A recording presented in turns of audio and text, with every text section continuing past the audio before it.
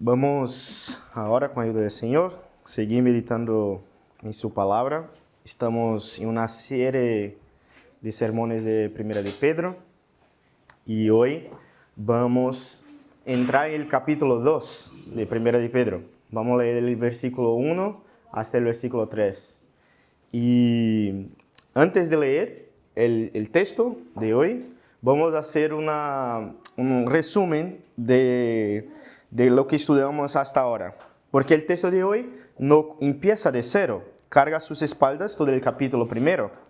Pedro nos dijo quiénes somos, elegidos de Dios y extranjeros en este mundo, nacidos de nuevo para una esperanza viva, rescatados no con plata ni oro, sino con la preciosa sangre del Cordero. Y en el sermón anterior llegamos a la cumbre. Fuimos regenerados de simiente incorruptible por la palabra de Dios que vive y permanece, purificados para un amor fraternal no fingido. Y desde esa cumbre desciende el texto de hoy. Pues, que vamos a ver aquí cuando leemos el texto, con que abre el capítulo 2, carga todo eso, carga todo lo que leímos y vimos en el primer capítulo de Primera de Pedro. Con eso en mente, este resumen que en mente, leamos los 3 primeros versículos del segundo capítulo de Primera de Pedro. Y así dice: desechando pues toda malicia, todo engaño, hipocresía, envidia y todas las detracciones, desead como niños recién nacidos la leche espiritual no adulterada, para que por ella crezcáis para salvación, si es que habéis gustado la benignidad del Señor. Así dice la palabra de Dios. Oremos. Padre, aquí estamos nosotros delante de tu palabra. Te pedimos que ella hable con nosotros y encuentre raíces y haga raíces en nuestro corazón, que tu ley sea nuestra delicia y que tu palabra nos cambie, nos haga más parecidos cada vez más con tu Hijo Jesús. En nombre de Él te oramos, en nombre de nuestro Señor. Amén. Entonces, Pedro escribe a cristianos esparcidos por las provincias de Asia Menor, gente corriente, extranjeros y peregrinos, presionados desde afuera por la sociedad y tentados por dentro por el desánimo. Y aquí, al final del versículo 3, Pedro les dice algo extraordinario. Ya habéis gustado, si es que habéis gustado la benignidad del Señor. Han probado el mejor sabor que existe. Y sin embargo, es aquí que el texto nos alcanza, es perfectamente posible haber probado este sabor y vivir por debajo de él. Es posible haber sido engendrado de nuevo por Dios y seguir guardando las ropas viejas de la vida antigua, la malicia, el engaño, la hipocresía, la envidia, la maledicencia. Es posible haber nacido para una mesa abundante y sentarse a ella sin hambre alguna. Esta es la condición que ese texto ha venido a tratar. Vivimos por debajo de nuestra nueva naturaleza, nos soltamos las ropas viejas y perdemos el apetito por el alimento que nos haría crecer. Podemos resumir el sermón de hoy en una frase, y la frase de hoy para este sermón es: porque ya hemos probado la benignidad del Señor, deseemos la palabra pura, como recién nacidos, por medio de ella Dios nos da crecimiento para la salvación. Voy a repetir porque esta frase resume todo el sermón. Porque ya hemos probado la benignidad del Señor, deseemos la palabra pura, como recién nacidos, por medio de ella Dios nos da crecimiento para la salvación. Y el texto va a moverse en 3 partes: qué quitar, qué desear y qué recordar. Si te gusta apuntar, los puntos son tres preguntas y tres respuestas. Primer punto, que está en el versículo 1. ¿Qué quitar? Las antiguas ropas del pecado. El punto 2, ¿qué desear? Y también va a estar en versículo 2, la palabra de Dios. Y tercero, ¿qué recordar? La benignidad del Señor. Entonces hoy 3 versículos, 3 puntos, 3 preguntas, 3 respuestas. Entonces, con eso todo en mente, vamos a tratar cada uno de ellos, empezando leyendo una vez más el versículo 1, que nos llama a despojar de las ropas que no pertenecen a la vida nueva.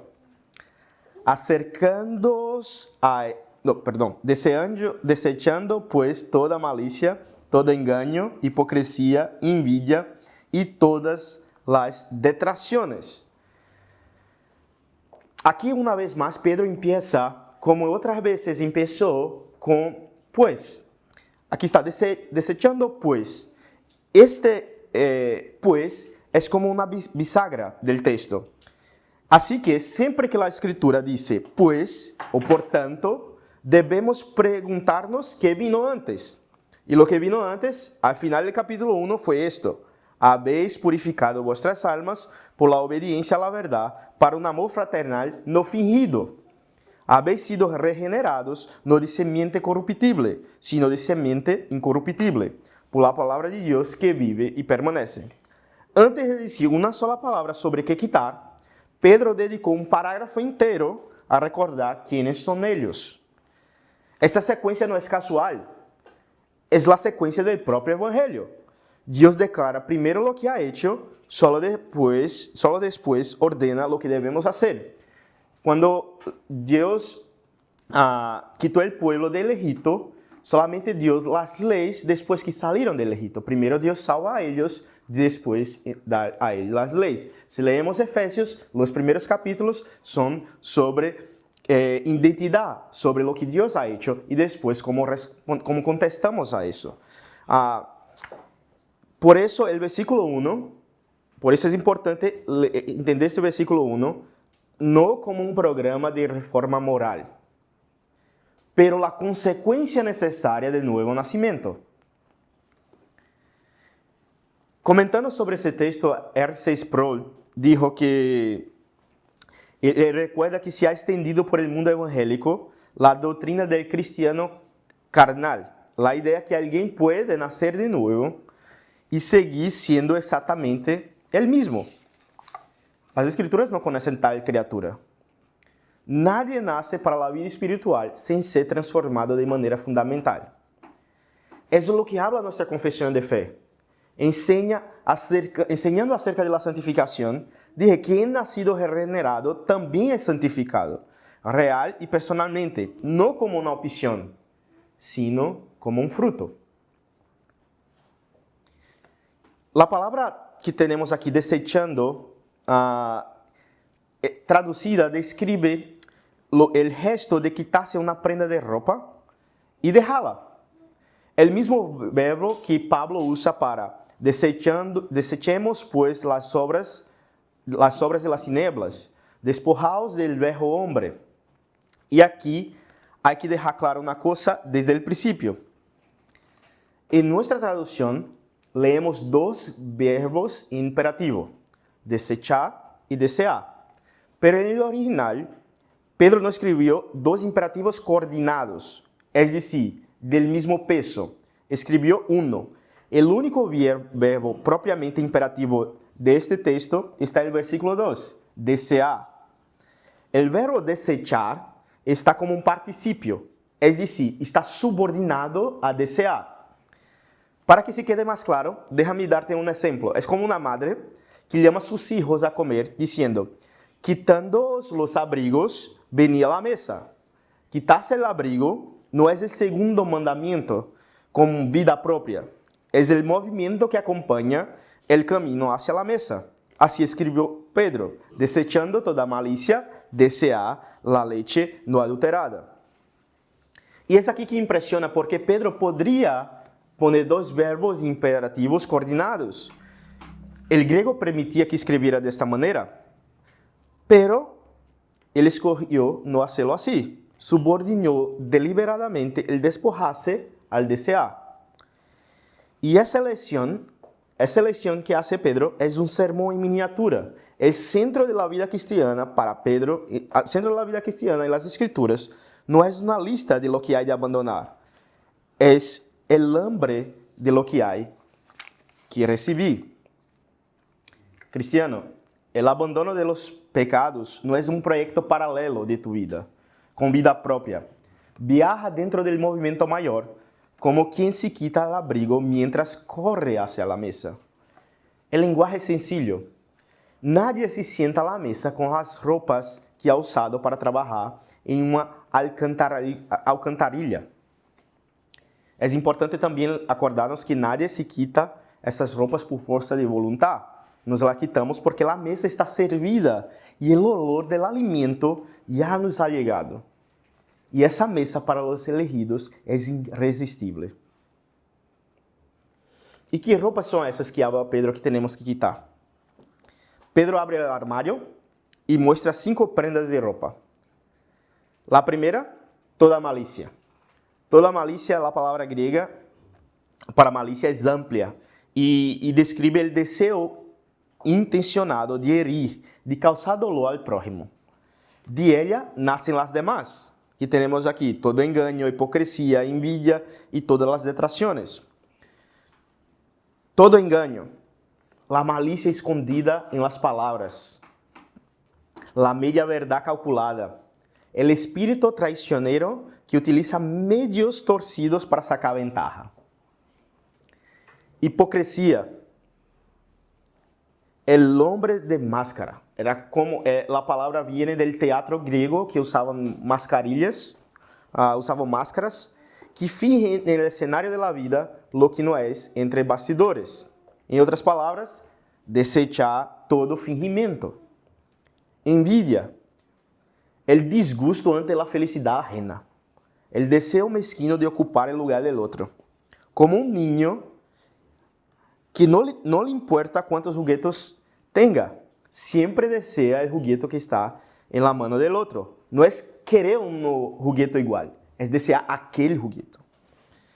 Y todas las detracciones, hablar mal del ausente, hacer de la lengua un cuchillo contra quien no está allí para defenderse. ¿Y qué tienen estos pecados en común? ¿Cuál es la semejanza entre ellos? Los 5 pecados son todos horizontales. Ni uno de ellos es directamente contra Dios. Todos son contra el hermano. Pedro no escogió esta lista por causalidad. Acaba de decir que hemos sido purificados ¿para qué? Para el amor fraternal no fingido. Y entonces enumera precisamente 5 asesinos del amor fraternal. Essas roupas para el cristiano no son solo feas, matan a la familia de Dios. Vestirse de malicia, engaño, hipocresía, envidia y maledicencia es tan impropio como alguien que ha entrado en la realeza y sigue vestindo harapos. Y observa la limpieza que hace Pedro cuando pasa por el armario. Toda malicia, todo engaño, todas las detracciones. No queda ni aquella prenda que llamamos muchas veces de sinceridad. Essa sinceridade que usas como excusa para herir e maltratar o outro. Ni la media verdade, que não llega a ser uma mentira. Ni del comentario sobre el ausente, que solo es una observación. Hay que tirarlo todo. Estas ropas no sirven al cristiano. La iglesia antigua entendió este versículo tan bien que lo convirtió en un gesto. En los primeros siglos, cuando alguien era bautizado, bajaba las aguas así. Primero se quitaba la túnica vieja, antes de todo. Y al salir del agua era vestido con una túnica blanca. Cirilo de Jerusalén, pastor del siglo IV, explicaba el gesto a los recién bautizados. Al quitaros la ropa vieja, os quitaste el viejo hombre con sus obras. La iglesia antigua escenificaba físicamente este versículo. Nadie se quitaba la túnica para merecer el bautismo, se quitaba porque iba a ser vestido de nuevo. Y aquí una pregunta para ti, cristiano. ¿Dónde aparecen esas ropas entre nosotros?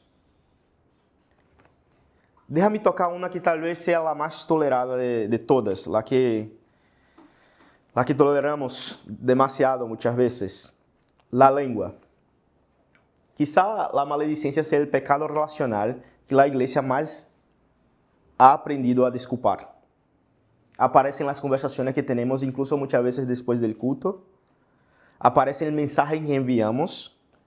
Aparece incluso en compartir motivos de oración, que sin oración alguna es chisme con barniz piadoso. Spurgeon decía que todo ausente debería tener un abogado en un cristiano. No está aquí para defenderse, así que yo hablaré por él. Hermanos, que nuestra iglesia sea conocida por eso, un lugar donde hablar mal de alguien ausente siempre encuentre un abogado defensor. Pero ¿por qué es importante? Pedro habla de estas ropas, habla que tenemos que quitarlas. ¿Y por qué soltar? ¿Por qué quitar estas ropas? Si decimos, no, porque el cristiano no hace eso, sería solamente moralismo. Y el moralismo nunca ha desvestido a nadie. El moralismo a nadie más ropas y más capas pesadas para esconder los harapos que tenemos por debajo. Soltamos los harapos porque fuimos purificados para amar. Porque la simiente que nos engendró es incorruptible. Y la ropa podrida no encaja con esta nueva criatura que somos nosotros. La motivación para soltar las ropas está en comprender que Cristo alejó de nosotros nuestro propio pecado. Y al hacerlo en la cruz, al llevar nuestras heridas, nos dio sus vestiduras de justicia.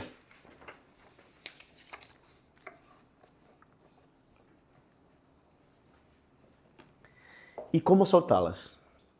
¿Cómo lo hacemos? Era para que Pedro dice, desechando, como quien suelta harapos. Y el medio por el cual soltamos es precisamente el alimento del versículo siguiente. La palabra que nos engendró es la que nos lava. El Espíritu que nos vivificó es quien mortifica en nosotros la obra de la carne. El despojarse y desear son un solo movimiento, lo cual nos lleva al segundo paso. El segundo paso es que desear la leche no adulterada por medio de la cual Dios os hace crecer. Leamos otra vez más el versículo 2 para tenerlos en mente mientras comentamos. Desear como niños recién nacidos la leche espiritual no adulterada, para que por ella crezcáis para salvación. Llegamos ahora al corazón del texto. En todo el pasaje leído hay una única orden principal: desear. Todo lo demás cuelga de este verbo. No es el verbo de quien cumple una obligación, es el verbo del anhelo intenso, desear. El mismo anhelo de los siervos que brama por las corrientes de las aguas. Pedro no ordena un hábito. Pedro ordena un hambre. Y nos da el retrato de la intensidad de esta hambre. Un niño recién nacido. Necesitamos leer esta comparación de manera correcta, porque en otros textos de la Biblia, en otros textos de la Escritura, la leche es una reprensión. Pablo y el autor de Hebreos avergüenzan a creyentes que ya deberían comer alimento sólido y todavía siguen en la leche. Aquí es diferente. Pedro no está diciendo que sus lectores sean inmaturos. Muchos eran cristianos desde hace mucho tiempo, buenos cristianos. Aquí, el recién nacido no es la vergüenza, sino el modelo, la intensidad. El punto de comparación es la intensidad del deseo de un recién nacido por la leche de su madre. Toda madre en esta iglesia y los padres también conocen esa escena. El bebé a la hora de mamar, no hay negocio. No hay como, mamá, mira, en media hora yo creo que voy a estar con hambre, entonces prepárate y vamos poco a poco para que em media hora eu pueda mamar. No. Si la madre retrasa en su momento de mamar, en el momento del niño alimentarse, si la madre retrasa 5 minutos, los vecinos, la casa, toda la calle sabe que hay un niño hambriento. El bebé actúa como si su vida dependiera de la siguiente comida. Y la verdad es que depende de ella. Nadie necesita enseñar a un recién nacido a tener hambre. El hambre es la señal de que está vivo. ¿Y cuál es el alimento que debemos desear? La leche espiritual no adulterada. Pedro acaba de mencionar en el fines del capítulo 1 3 veces la palabra de Dios de manera diferente. La semiente incorruptible, la palabra que vive y permanece, la palabra que os ha sido anunciada. No necesitaba presentar un alimento nuevo. La leche es esa misma palabra, la palabra que nos engendró, es la palabra que nos nutre. Nacemos de ella y crecemos por ella también. Pero reparar en los adjetivos de la leche, porque Pedro ha dicho a ellos que hay que ser una leche no adulterada, sin fraude, pura. En griego, adolón, literalmente sin engaño, una leche sin engaño.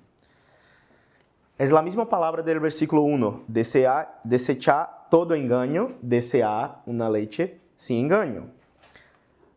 La nueva dieta es el antídoto exacto de la ropa vieja. El engaño que quitamos del cuerpo no puede volver por la boca. Y por eso la pureza del alimento importa tanto. Déjame dar un ejemplo y contar una historia de lo que pasa cuando una leche es falsificada. En la ciudad de Nueva York, en mediados del siglo XIX, muchas lecherías vendían lo que llegó a conocerse como leche de la vaca. Vacas enfermas, confinadas junto a las destilerías, alimentadas con los restos de la fermentación del whisky, producía una leche aguada y azulada. Entonces los vendedores la corregían. Agua, añadían a esta leche, almidón, yeso y colorantes, hasta que pareciera la leche pura. Y las madres de Nueva York, sin saberlo, daban aquello a sus bebés. Cuando la prensa sacó a la luz el escándalo en 1858, los relacionaron aquella leche con la muerte de miles de niños. Parecía leche, pero mataba como veneno. Es exatamente aquí esa advertencia que hace Pedro. Pedro dice, alimentar al pueblo de Dios con la paja de las falsas doctrinas en lugar de trigo de la verdad es dar la leche contaminada a un recién nacido. Mata más rápido que el hambre. Hay púlpitos que sirven leche de la vaca, mensajes que parecen palabra, tienen color de palabra, pero han sido bautizados con agua de autoayuda, espesados con el almidón de la prosperidad, coloreados con el tinte de la emoción sin verdad. Hermanos, oremos por nuestra congregación, oremos por esta congregación, que seamos una iglesia hambrienta de doctrina pura.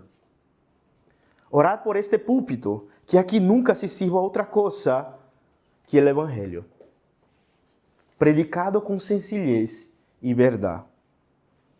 Orad también por vuestros hogares, que en la mesa de vuestras casas sirva a los niños esta misma leche sin engaño, sin mezcla, no adulterada. Por eso es importante que ustedes, hombres y mujeres del pueblo de Dios, tú, cristiano, conozcas las Escrituras, conozcas las doctrinas y los fundamentos de la fe, para que identifiquéis la genuina leche espiritual.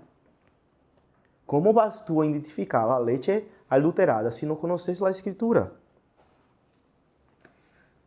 ¿Y para qué deseamos la leche? Para que por ella crezcas. crescais. Pedro nos dice, haceos crecer. Nadie aqui pode fazer crescer 1 centímetro, aunque algunos lhe gostariam. Ni el corpo, ni el alma. El bebê não fabrica seu próprio crescimento. El bebê simplesmente mama. E o crescimento sucede, dado por Deus por meio do alimento. Assim também é a vida cristiana.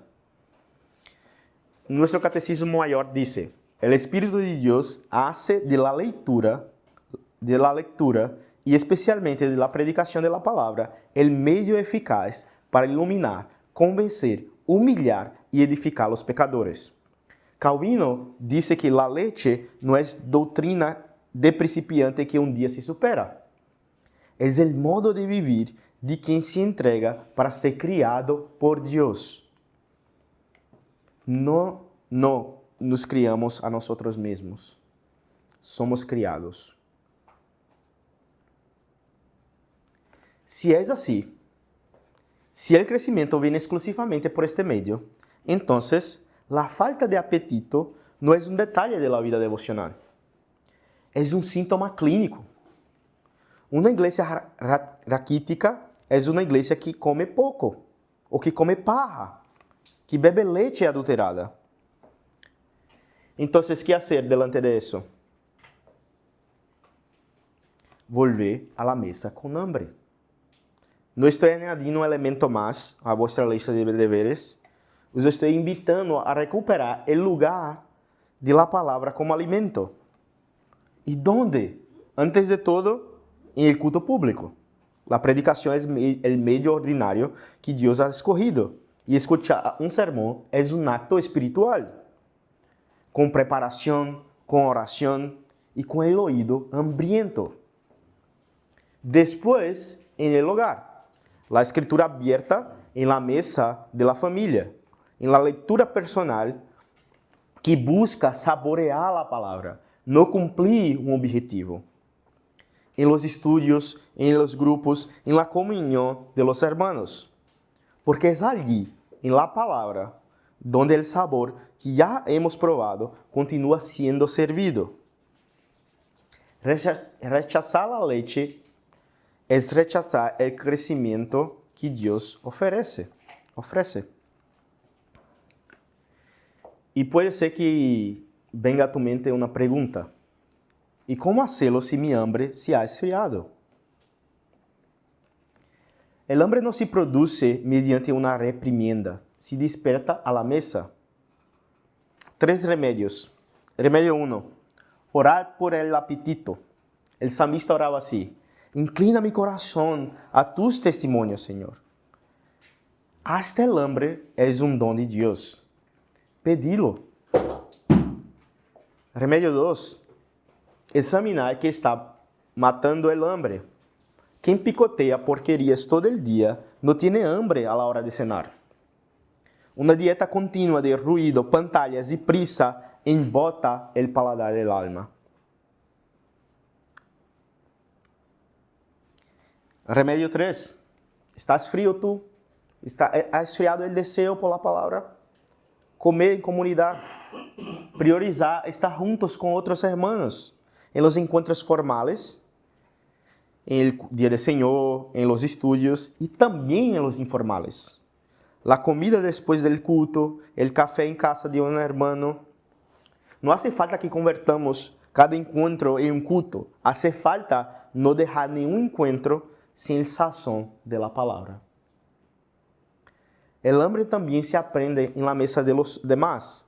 ¿Cuántas veces el hermano desanimado recupera el apetito simplemente viendo a otro comer con gusto? Y si estás aquí y nunca has sentido hambre alguna de esta palabra, si todo esto te suena extraño, no voy a decirte simplemente lee más la Biblia. Nadie desea lo que nunca ha probado. La imitación para ti es otra. Y es el tercer punto de este texto. Versículo 3, leamos otra vez más. Si es que habéis gustado la benignidad del Señor. Llegamos al versículo que sostiene todos los demás. Primero hay que entender el sí. En español, sí huele a duda. En griego, de la manera que Pedro lo escribió, es la condición cumplida. Puesto que habéis probado, ya que habéis probado. Pedro no está preguntando si han probado, está argumentando a partir del hecho de que han probado. Todo el edificio del texto se sostiene sobre este fundamento. Soltar los harapos y desear la leche, porque ya habéis probado. La orden nace de la experiencia de la gracia, nunca al contrario. Entonces, una pregunta natural que puede venir es, pero ¿por qué se ha traducido así? ¿Por qué hay un sí y no un ya que? Porque en griego, en una traducción palabra por palabra, está el sí. Y también porque el sí invita a cada uno de nosotros al autoexamen. ¿Tú has probado? No pregunto si frecuentas la iglesia, si has sido bautizado, si sabes la respuesta del catecismo. Pregunto si has probado del Señor. Y digo una palabra ahora creyente que se aflige con la pregunta. El mismo hecho de que te entristezca la falta de sabor ya es señal del paladar nuevo. La boca de un muerto no echa de menos el sabor. Además, Pedro aquí está citando el salmo que leemos hoy, el Salmo 34. Gustar y ver que es bueno Jehová. ¿Sabes cuando compuso David este salmo? Cuando se fingió loco ante el rey de Gat, David, fugitivo, rechazado, sin trono, babeando a la puerta de un rey pagano para no morir. De allí salió la invitación, gustar y ver. David no probó la benignidad del Señor en el palacio, la probó en el exilio. Y Pedro, escribiendo a quienes llama expatriados de la dispersación, devuelve a los exilados el salmo de ese lado. La benignidad del Señor, la benignidad de Dios, no es doctrina para los días buenos. Tiene sabor incluso en el valle. Y hay un detalle muy importante, quizá la mayor joya de este versículo. En la lengua que Pedro escribió, benigno se dice Christos. Y Cristo se dice Christos. La diferencia es solamente una E y una I. En la pronunciación del primer siglo, ambas palabras sonaban prácticamente igual. Escuchar el versículo como las iglesias de Asia lo escucharon en voz alta. Habéis probado que el Señor es Cristo. Y cualquier duda que tenga se disipa en la primera línea del versículo siguiente. Acercándoos a Él, pedra viva. El Señor benigno del Salmo 34, Jehová, el Dios de Israel, es Jesús. Pedro aplica a Cristo sin vacilar un salmo escrito acerca del Dios Altísimo. Para Pedro no había distancia. Aquel a quien vio en el monte de la transfiguración es Señor y Dios. El sabor que probamos tiene nombre y el nombre es Jesucristo, el mediador, Dios y hombre. Y por último, recordar quién escribe esta frase.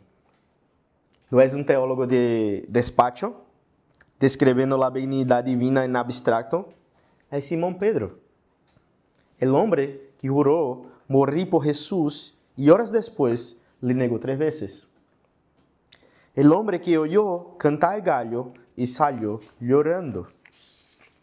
Ese hombre después está en la playa, amanece, hay fuego encendido, pescado asándose, pan, el Cristo resucitado a preparar el desayuno. Y entonces, ante aquel fuego, tan parecido al otro fuego, el de patio donde le negó, llegan las 3 preguntas. Simón, hijo de Jonás, ¿me amas? Una pregunta por cada negación. 3 heridas abiertas, 3 heridas cerradas. Y con cada respuesta, no una penitencia, sino una encomienda. Apacienta mis ovejas. El que negó no solo fue perdonado, fue restaurado al ministerio por el mismo Cristo a quien había negado. Ahora lee de nuevo nuestro versículo, escrito por este hombre, décadas después, con cabellos blancos, habéis gustado la benignidad del Señor. Eso no es teoría, es memoria. Pedro escribe como quien todavía siente el olor del pescado asado con perdón en la playa. Sabía de lo que estaba hablando. Entonces, ¿qué hacemos entonces con este versículo? Hacemos memoria. Memoria deliberada. El creyente sin apetito rara vez necesita de nueva información. Necesita recordar el sabor. Nombrar ante Dios y en la mesa de vuestras casas las pruebas concretas de su benignidad. El día de tu conversión. Los perdones concretos. Los sustentos concretos. Las oraciones contestadas. Las oraciones respondidas que ya hemos olvidado. Apúntalas. David, en el mismo Salmo 34, no prueba solo, convoca, engrandece a Jehová conmigo. El testimonio hablado entre hermanos es memoria compartida de la benignidad del Señor.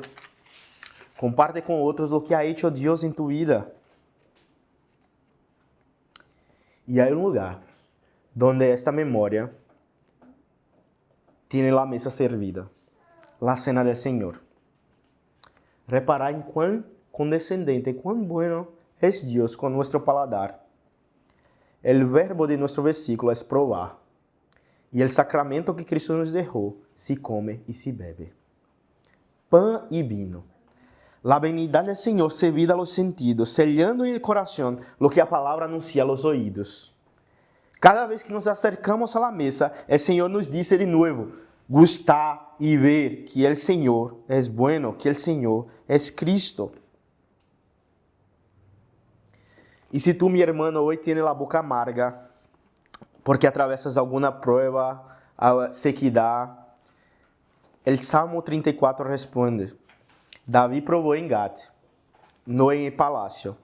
La benignidad del Señor tiene sabor incluso en tu exilio, incluso en tus pruebas. Acércate a la mesa, porque é para gente assim que ela foi servida. E a ti que nunca has provado, há uma invitação. Reparar que em que a invitação da Bíblia não é primeiro, hazte mejor, tampouco lee mais. A invitação é anterior, prueba do Senhor. Ven a Cristo, que preparou o desayuno para o discípulo que lhe negou. Ven a Cristo, que dejó toda su gloria, vino al mundo como hombre para salvar a su pueblo. Vivió aquí y conoció nuestros dolores, y todo lo sufrió y venció en nuestro lugar. Ven a Cristo, que nos muestra que su perdón va más allá de los cielos. Ni un monte es tan alto, ni un valle tan profundo como el amor de nuestro Dios. Quien le ha probado una vez, nunca más ha querido otra mesa. Para concluir, juntemos los 3 puntos. Y ver que el texto se lee en una dirección, pero se vive en dirección contraria. ¿Qué quiero decir con eso? Leemos hacia adelante. Soltad los harapos, desead la leche, habéis probado que el Señor es benigno. Pero vivimos de atrás hacia adelante. Nadie solta los harapos para merecer la mesa.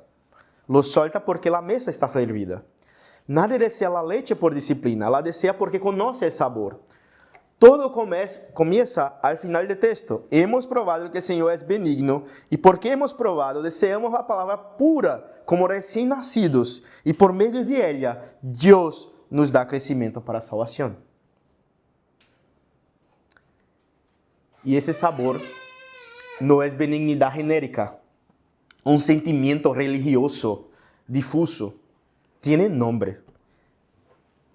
En griego, el Señor es benigno sonaba como el Señor es Cristo. Y lo es. El sabor que sostiene nuestra hambre es una persona. El Cristo que se dejó probar hasta el final en la cruz, donde la benignidad de Dios fue servida de una vez para siempre a pecadores como nosotros. Y quien atestigua que esta mesa recibe a gente falha es el propio camarero del texto, Simón Pedro, el negador restaurado, que probó esta benignidad en una playa al amanecer. Entonces, 3 palabras finales para ustedes. Primero, al hermano sin apetito. No salga de aquí con objetivo de lectura. Saca con memoria. Vuelve a la mesa esta semana, la Biblia abierta, el culto familiar, el día del Señor. Y pide lo que solo Dios puede dar. Inclina mi corazón, Señor, a tus testimonios. Al hermano que sigue con una ropa vieja, uno de los 5 pecados que hablamos aquí hoy, nombra hoy la vieja prenda, la maledicencia, la envidia, el engaño, la máscara y suéltala. No como quien paga una deuda, sino con quien ya ha sido vestido de blanco y no soporta más el olor del harapo. Y tercero, a ti que nunca has probado, este mismo Cristo se te ofrece hoy. Y la invitación que atraviesa años sigue en pie. Sencilla como una cuchara acercada a los labios. Gusta y ve que es bueno Jehová. Amén. Padre, ayúdanos em nossa tibieza, ayúdanos em nossa debilidade, porque hemos probado que Tu és bueno, que Tu és benigno. Hemos probado porque Tu nos has rescatado e levado, ponido sobre Tu Hijo nuestro pecado. Padre, cuán terrible son nuestros pecados. E aún assim, Tu has decidido nos amar. Eu te pido que caliente o coração de todos aqueles que estão frios. Caliente o coração e põe amor por Tu palavra, para que deseemos a leite não adulterada, a leite sem engano, para que crescamos para Tu glória. Em nome de nosso Senhor, te oramos. Amém.